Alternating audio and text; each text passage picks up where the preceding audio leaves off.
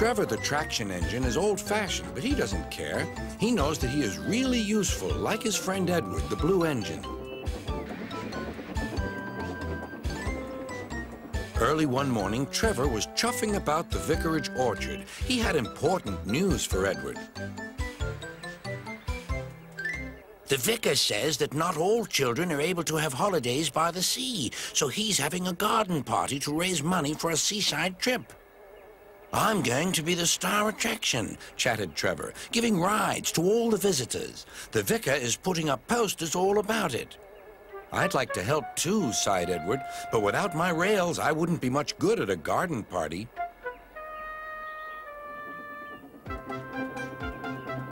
It was a beautiful day, but Edward was worried.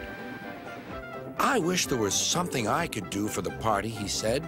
I'd like to be helpful, like Trevor. Edward's driver laughed. You're helpful in your own way, and that's on the railway.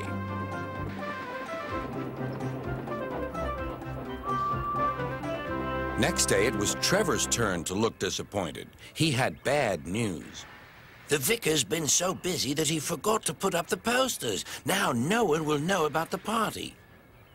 But Edward had an idea. Don't worry, he said. Everything is going to be all right. Then he explained to his driver. The vicar can paste his posters on my cab and coaches, so wherever I go, they'll go too. Well done, Edward, said his driver. I'm sure Sir Topham Hatt will agree. As indeed he did. Edward steamed happily through the stations collecting his passengers. Look, they said, the vicar is holding a party. We must go to that. Later, Trevor was resting in the orchard shed when Bertie rolled by. Hello, Trevor. Why are you dozing there like an old stick in the mud? I'm not dozing. I'm resting, replied Trevor. Then he told Bertie about the vicar's party. I'll be there too, boasted Bertie. I'm not sure people will want to ride on an old traction engine after traveling in a smart red bus like me. The party day arrived. It had rained heavily during the night, and the orchard ground was soaked. Rain and mud won't spoil my day, said Trevor. No, indeed, agreed his driver. We'll stay on the road, then we won't get bogged down.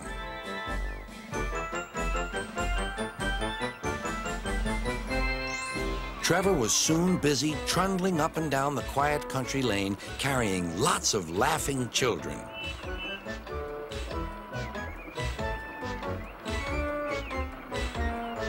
He was just turning a corner when he heard Bertie. Hello, old-timer. I'm taking everyone to the party. People have come from all over the island. Trevor gave Bertie a cheerful whistle and turned back toward the orchard. Then there was trouble.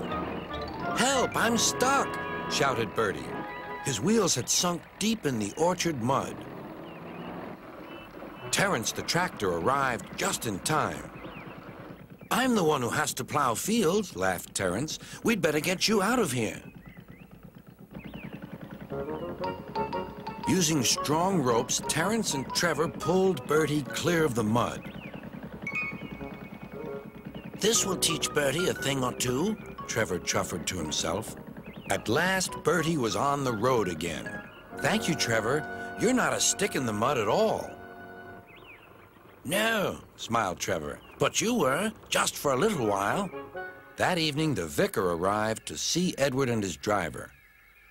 Thanks to your good idea about the posters, hundreds of people paid to come to the party. We've raised lots of money for the children.